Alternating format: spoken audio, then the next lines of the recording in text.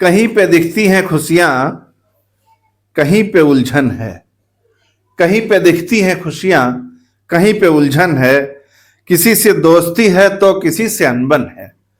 किसी से दोस्ती है तो किसी से अनबन है। किसी से मिलना है तो फिर उसी से बिछड़न है। किसी से मिलना है तो फिर उसी से बिछड़न है।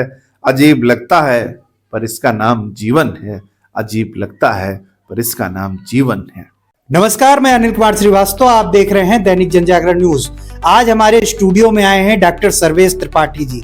सर्वेश त्रिपाठी जी के विषय में कहना काव्य के क्षेत्र में सूरज को दिया दिखाने जैसा है। डॉक्टर साहब, आपका बहुत बहुत स्वागत है हमारे स्टूडियो में। बहुत बहुत धन्यवाद आदरणीय अनिल जी। सर, हम आपका ज्यादा समय न लेते हुए सीधे सीधे हम आपसे जानना चाहेंगे, आप अपना परिचय स्वयं दें हमारे ऑडियंस को। मेरा नाम तो जान ही रहे हैं, सर्वेश त्रिपाठी नाम है मेरा, और यहाँ से लखीमपुर से लगभग 70-75 किलोमीटर दूर मेरा गांव है। वहाँ मेरा जन्म हुआ। उसके बाद वहीं से गांव से प्राइमरी स्कूल में मैंने पढ़ाई की। उसके बाद वहाँ से 4-5 किलोमीटर दूर एक इंटर कॉलेज है बम्बनपुर में, वहाँ से मैंने 10वीं तक की पढ़ाई की। उसके बाद कक्षा 11 में मैं धर्मसभा इंटर कॉलेज लखीमपुर में आ गया था, और 11-12 वहाँ से, फिर बीएससी वाईडी कॉलेज से। उसके बाद हायर एजुकेशन मैंने एमबीए भी किया, और एमफिल है, रिसर्च है, ये सब बाहर से। जैसे कि डॉक्टर साहब अभी हमने पीछे बताया कि आप काव्य क्षेत्र में काफी अच्छा नाम है और काफी प्रसिद्धि है आपकी। आपका काव्य क्षेत्र में पदार्पण कैसे हुआ? अनिल जी, क्या है ना कि बड़ा रोचक प्रश्न है, और सब हर किसी के लिए ये जो है वो होता है कि भाई पता किया जाए कि क्या मन है, कैसे क्या है। बहुत से लोग ऐसे हैं जिनका पारिवारिक पृष्ठभूमि जिनकी होती है, तो कहीं ना कहीं हमारे अंदर एक इंटरेस्ट का कीड़ा तो बना रहता है मन में कि कुछ अच्छा किया जाए। कुछ जैसे क्या होता है कि 2 प्रकार के बालक होते हैं कक्षा में। एक तो वो हैं जिनको विज्ञान में रुचि है, और एक वो हैं जिनको विज्ञान विषय तो दे दिया गया लेकिन रुचियां उनकी अलग होती है। वो पता लगा कहीं कोई भाषण प्रतियोगिता हो रही है तो वहां चले गए, या कहीं कोई वो पता लगा आर्किमिडीज का सिद्धांत भी याद कर रहे हैं और रामधारी सिंह दिनकर की कविता भी याद कर रहे हैं, और फिर उनको सुनाना भी है। तो उससे उनका जो है ये कहा जाए कि उनकी रुचि वास्तव में कविता में है, लेकिन जो है जो बहुत सारे लोग विषयों का चयन यहाँ अपने यहाँ बड़ा अजीब और गरीब है। पहले कहा जाता था कि साइंस जिसने बच्चे ने ले ली वो बहुत अच्छा पढ़ेगा, अच्छा करेगा, डॉक्टर बनेगा, इंजीनियर बनेगा। एक दोयम दर्जे साइंस और आर्ट और कॉमर्स के साथ में एक अलग अलग माइंड सेट होता था लोगों का कि अरे इन्होंने आर्ट ले लिया है तो जो है पता नहीं क्या करेंगे, कुछ कर पाएंगे कि नहीं कर पाएंगे। तो वही है, मैं बहुत सारे कवि हैं ऐसे जो वैज्ञानिक वर्ग के रहे हैं, लेकिन उन्होंने जब कविताएं करी तो बहुत अच्छी की। तो आपका पदार्पण कैसे? एक्चुअली हमारे साथ क्या है कि जब मैं यहाँ कक्षा 11 में आया, वहाँ से हाई स्कूल पास करके 11वीं क्लास में आया, तो यहाँ लखीमपुर में हमारे बड़े भाई साहब रहते थे, और उनके साथ में जैसे अभी भी वही व्यवस्था है। गांव से जो बच्चे शहर में जैसे आते हैं, अभी भी जो है वहां से वो हाई स्कूल पास करके या इंटर पास करके उच्च शिक्षा के लिए आते हैं, तो कहीं पे अपना एक कमरा लेके और वहीं रहते हैं, वहीं बनाते खाते हैं। तो यही एक व्यवस्था थी आने जाने की वहाँ। और मैं तो आपको बताऊं कि कक्षा 5 में हम जितने लोग चले थे, वहां से कक्षा 6 में हम 3 लोग आए, और कक्षा 6 में जब हम 3 लोग आए तो वो लोग 8th तक पहुंचते पहुंचते उसमें से हम 1 लोग अकेले बचे, और 9th में जो हमारी 100 लोगों की क्लास थी, उसमें यहाँ पे इंटर कॉलेज में जिन्होंने एडमिशन लिया उसमें 5 लोग थे। और जब मैं कोई बहुत पुराना आदमी नहीं हूं, लेकिन मैं आपको बता रहा हूं कि जब मैंने 11वीं में एडमिशन लिया तो साइंस के 4-5 कॉलेज होते थे। डीएस कॉलेज, पीके इंटर कॉलेज में मैथ खाली थी, बायोलॉजी नहीं थी। डीएस कॉलेज था, जीआईसी था, आर्य कन्या में नहीं था साइंस, जीजीआईसी इकलौता पूरे जनपद में, मैं आप ऑन कैमरा कह रहा हूं, अकेला विद्यालय था। उसमें कितनी बच्चियां बेटियां पढ़ लेंगी हमारी साइंस। तो वहां से हम लोग चले। तो हाँ, तो ये जो भैया लोग रहते थे जहाँ, तो वहाँ ये दशहरे का मेला जो है, मैंने बहुत बचपन से सुना था कि बहुत अच्छा होता है लखीमपुर में। तो अब तो ये हुआ कि जब वहाँ पढ़ेंगे तो मेला भी देख लेंगे। और उसी जैसे जुलाई अगस्त में आते हैं तो ये अक्टूबर में मेला लगता है। तो 2-3 महीने हुए थे मुझे, तो भाई लोगों ने कहा कि भैया ने और उनके मित्रों ने कि जो है आज कवि सम्मेलन है। तो कवि सम्मेलन जो शब्द है वो हम समझ नहीं पा रहे थे क्या है। कवि तो समझ रहे हैं और सम्मेलन भी समझ रहे हैं, दोनों बातें अलग अलग समझ रहे हैं, लेकिन जब एक साथ इनको मर्ज किया जाए तो नहीं समझ पा रहे हैं। अब उसमें क्या हुआ, जैसे छात्र सम्मेलन हम जानते थे, जहां वो अल्लाह करना है वो छात्र सम्मेलन है, लेकिन कवि सम्मेलन में कवि क्या करेंगे ये नहीं समझ पा रहे थे। तो हमसे पूछा गया क्या तुम चलोगे? तो मैंने कहा कि चलेंगे। तो जब हम लोग वहां से चले पैदल पैदल, तो ये बात है 1996 की। तो लोगों ने पूछा, आपस में बात करने लगे, क्या रमेश रंजन जी आ रहे हैं क्या? आपस में वो लोग बात कर रहे थे। तो किसी ने कहा हाँ। अरे कहे तब तो बहुत अच्छा होगा कार्यक्रम। तो उस टाइम गुरु जी का जो मंच पे वो उसको जलवा कहा जाए, जो लोग 60, 70, 80 बरस 90 साल के लोग हैं लखीमपुर में, उनसे कभी पूछिएगा तो वो बताएंगे उनके बारे में। तो हुआ कि अरे अगर वहां पे रमेश रंजन जी आ रहे हैं तब तो निश्चित रूप से बहुत अच्छा कार्यक्रम होगा।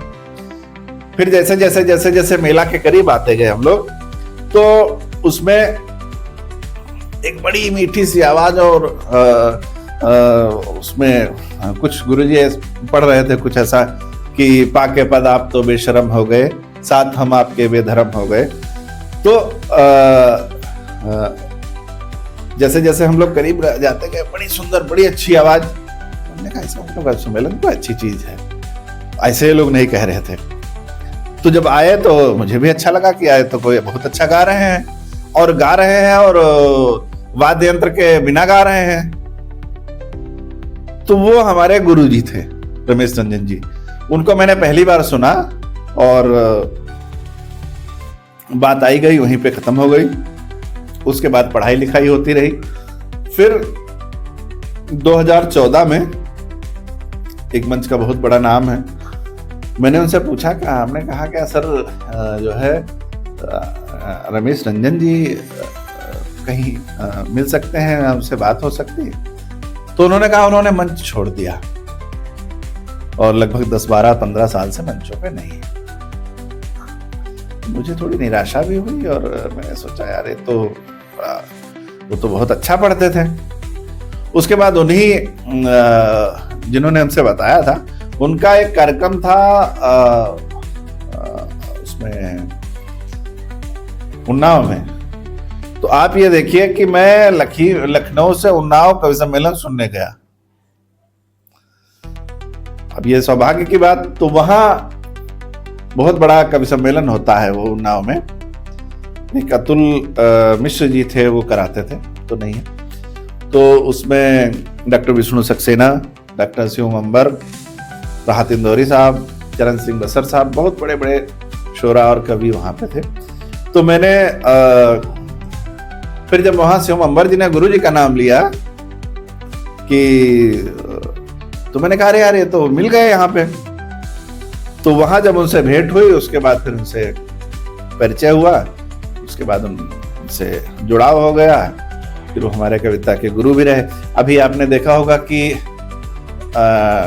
आदरणीय कुमार विश्वास जी ने शेयर किया था तिल्लो या ताड़ लो राजा, यूजीसी उसमें, तो वो हमारे पूज्य गुरुदेव रमेश रंजन मिश्र जी की रचना है। और मेरा उनका क्या संबंध है ये सब जानते हैं, वो हमारे गुरुदेव रहे और उनके नाम पे हम लोग आज भी बहुत सारे कार्यक्रम करते रहे और जब तक वो जीवित रहे तब तक हमारे हर कार्यक्रम में आए। बिना उनके कोई छोटा बड़ा जैसा भी कार्यक्रम होता था हम लोग करते थे। बहुत स्नेह मिला उनका, बहुत प्यार लुटाते रहे। तो जब उनके संपर्क में आ गए तो फिर थोड़ा बहुत लिखने लगे तो वो सब आप लोगों के सामने है, जो जैसा भी है। गुरु जी की बातों से भावुक हो गए। हाँ, तो क्या ही कहा जाए, क्योंकि मुझे बहुत मानते थे।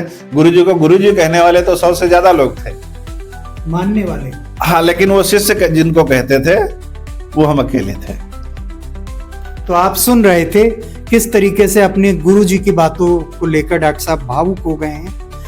आप चूंकि प्रतिष्ठित कवि हैं, आपसे हम कोई रचना सुने हमारे अपने ऑडियंस के लिए, उससे पहले हम ये जानना चाहेंगे आपको दैनिक जनजागरण के मंच पे आके कैसा लगा? मुझे बहुत अच्छा लग रहा है, क्योंकि मैं तो ये देख रहा हूं कि आप इतना कठोर परिश्रम कर रहे हैं। मतलब ये साधारण बात नहीं है कि आप जो है, आपका तो मैं चैनल लगातार देखता हूं, एक दिन में 4-4, 5-5 खबरें और उसको मतलब डिजाइन करके उसका वीडियो एडिट करके, तो मुझे लगता है नहीं है कि आप, मुझे तो मतलब मैं प्रेरित भी होता हूं आपसे और आपसे मुझे बहुत कुछ सीखने को भी मिलता है। और बहुत सारे लोग, जो लोग इसमें बहुत जो नए लोग आ रहे हैं पत्रकारिता में, उन्हें निश्चित रूप से आपसे सीखना चाहिए, क्योंकि आपने प्रिंट मीडिया में भी काम किया जैसा आपने बताया, और आपने दिल्ली में भी जो है उपासना टीवी में काम किया, और उसके बाद अब आप यहाँ लखीमपुर में, मुझे लगता नहीं है कि कोई आपको नहीं जानता होगा। जो पत्रकारिता से या जो डिजिटल चैनल्स को लोग जानते हैं वो आपको निश्चित रूप से जानता होगा। सर, ये आपका बड़प्पन है। ऐसी कोई रचना जो दिल को छू ले? देखिए, रचनाएं तो पुत्रवत होती हैं सबकी, कवियों की, लेकिन फिर भी आपका कुछ कहना है तो मैं सुनाऊंगा जरूर, जो मंचों पे सुना जा रहा है आजकल खूब, और सुनाता हूं कि भावनाओं में शोध पलता है, भावनाओं में शोध पलता है, एक अनायास क्रोध पलता है, एक अनायास क्रोध पलता है, और निर्णयों में हो जल्दबाजी तो, निर्णयों में हो जल्दबाजी तो, मन में अंतर विरोध पलता है, मन में अंतर विरोध पलता है, और एक नई आस जीत लेता मैं। कई बार क्या होता है कि प्यार तो हो जाता है आपको किसी से, लेकिन भरोसा नहीं होता है। भरोसा बड़ी चीज है, विश्वास बड़ी चीज है। जैसे जिससे आप प्यार भी करते हो वो आपके उसे झूठ भी बोलता है, और वो झूठ बोलने के बावजूद भी आपका अटैचमेंट उससे कम नहीं होता है। कि एक नई आस जीत लेता मैं, हास परिहास जीत लेता मैं, और प्यार की जीत है बड़ी, लेकिन काश विश्वास जीत लेता मैं, काश विश्वास जीत लेता मैं। और कई बार क्या होता है कि जिसको हम प्रेम करते हैं, हम चाहते हैं वो हमसे बात करे,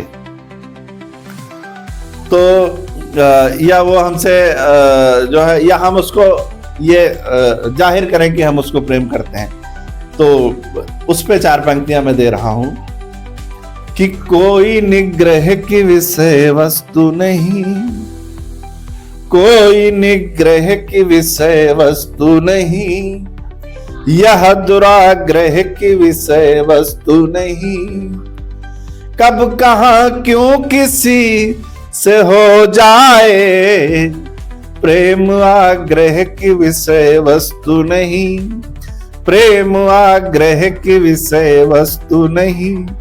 क्या होता है कि जब हम किसी को प्रेम करते हैं तो हर किसी के पास, अब वो तो समय चला गया, हम लोगों के समय होता था कि गिफ्ट का प्रचलन था और बड़ी चोरी चोरी से रखा जाता था। कोई कहीं छिपा के कोई पूछ लिया तो उसको कुछ झूठ बता दिया कि अरे वो हमारे एक दोस्त हैं, वो उन्होंने दिया, लेकिन उसमें जो है उसकी यादें होती थी अपनी। तो सबके पास कुछ ना कुछ होता था उस समय कि, और जिसने, मैं तो ये कहूँगा अनिल जी कि जिसने प्यार नहीं किया या जिसने प्रेम नहीं किया, उसने जीवन का एक पार्ट मिस कर दिया। तो हर कहानी तुम्हारी सहेजे रहे, हर कहानी तुम्हारी सहेजे रहे, सच बयानी तुम्हारी सहेजे रहे, हर कहानी तुम्हारी सहेजे रहे। करीब 30 कवियों ने ये गा के भेजा था मुझे जब मैंने लिखा कि सच बयानी तुम्हारी सहेजे रहे, हर कहानी तुम्हारी सहेजे रहे। हम बिछड़ तो गए एक दूजे से पर, हम बिछड़ तो गए एक दूजे से पर, हम बिछड़ तो गए एक दूजे से पर, हर निशानी तुम्हारी सहेजे रहे, हर निशानी तुम्हारी सहेजे रहे। सर, हम अगले क्वेश्चन की तरफ बढ़ें उससे पहले ऑडियंस आपसे अपील है, यूं ही हमें देखते रहने के लिए लाइक सब्सक्राइब जरूर करें, क्योंकि आपका सब्सक्रिप्शन हमारे मनोबल को बढ़ाएगा और हमें आगे बढ़ने के लिए प्रेरित करेगा। सर, हम कार्यक्रम से फिर आपको जोड़ते हैं। खीरी साहित्य उर्वरा भूमि रही है, पंडित वंशीधर शुक्ल जैसे नामचीन कवि दिए हैं इस क्षेत्र ने। खीरी जनपद की साहित्यिक गतिविधियों पे, मौजूदा गतिविधियों पे आप क्या कहें? देखिए, बहुत अच्छा काम हो रहा है। आप ये देखिए कि मैं तो जैसे हम तो यहाँ अपने लोगों को बहुत करीब से देखते थे, तो मुझे लगता था ये सब सामान्य कवि हैं, बहुत हमारे छोटे लोग, भाई लोग, मित्र लोग और जो हमारे वरिष्ठ हैं, सब लोग बहुत अच्छा काम कर रहे हैं। लेकिन जब मैंने बाहर यात्राएं शुरू की, अभी 2-3 साल में जो बाहर की यात्राएं हुई, उसमें मैंने देखा कि मैं सैकड़ों कवियों से मिला हूँगा, तो मुझे लगा कि हमारे जनपद के लोग बहुत अच्छा काम कर रहे हैं, बहुत अच्छी कविताएं हैं, बहुत अच्छा प्रस्तुतिकरण है और बहुत नाम भी कर रहे हैं। तो मैं सबको शुभकामनाएं देना चाहूँगा, ऐसे ही वो अपनी गतिविधियां बनाए रखें और हमारे लखीमपुर का नाम रोशन करते रहें। और चलते चलते सर, युवाओं के नाम कोई संदेश? देखिए, युवा तो हमेशा क्रांतिकारी रहे हैं युवा। बात यह है ना कि अभी क्या है कि एक पूरा ये कहा जाए कि रियल से हम रील की तरफ भाग रहे हैं जी। जैसे हमें मान लीजिए कोई चीज पढ़नी है, हमें ही या आपको ही पुस्तक कहीं नहीं मिलेगी किसी के यहाँ, उसने तुरंत खोला और जो है मोबाइल और उसमें देख लिया गूगल चैट। हम आपको बताएं कि जब हम लोगों ने रिसर्च के दौरान कि ऑनलाइन हमने कोई एक लाइन नहीं खोजी होगी, क्योंकि तब तो ये था ही नहीं सिस्टम, केवल कंप्यूटर पे टाइप होता था। और मेरे से पहले जो लोग थे उनकी थीसिस तो टाइपिस्ट से टाइप की हुई तमाम थीसिस हमने देखी। तो आप ये देखिए उस समय कितना परिश्रम करना पड़ता था, बहुत सारी किताबें, बहुत सारे लाइब्रेरी में आपको जाना पड़ता था। लेकिन अब तो चीजें आसान हो गई हैं और वो अच्छी बात है, उनका लाभ लेना चाहिए, लेकिन उसके साथ साथ हम लोग जो है पढ़ने की भी आदत डालें, क्योंकि जो चीज किताबों में मिलेगी हर चीज आपको गूगल पे नहीं मिल पाएगी। तो मैं आप सबसे यही अपील करूंगा हमारी युवा पीढ़ी से कि वो पढ़ने की आदत डालें, सुनने की आदत डालें, समझने की आदत डालें। आप जरूर सब्सक्राइब कीजिए चैनल, जैसे आप ऑनलाइन कोचिंग भी चल गई, बहुत अच्छा माध्यम हो गया, वो सब कीजिए। लेकिन उसके साथ साथ अगर हम पढ़ने की आदत नहीं डालेंगे तो भी हम बहुत कुछ मिस कर देंगे। तो आप सुन रहे थे डॉक्टर साहब को, किस तरीके से पढ़ने की प्रवृत्ति डालें आप लोग, और इनका पूरा कार्यक्रम आपने देखा व्यक्तित्व दर्पण और सामाजिक समर्पण, खासतौर पे साहित्यिक समर्पण पे अंत तक बने रहे, उसके लिए धन्यवाद। हमारी अपील फिर वही, यूं ही हमें देखते रहने के लिए लाइक सब्सक्राइब जरूर करें, क्योंकि आपका सब्सक्रिप्शन हमारे मनोबल को बढ़ाएगा और हमें आगे बढ़ने के लिए प्रेरित करेगा। तब तक के लिए धन्यवाद, नमस्कार।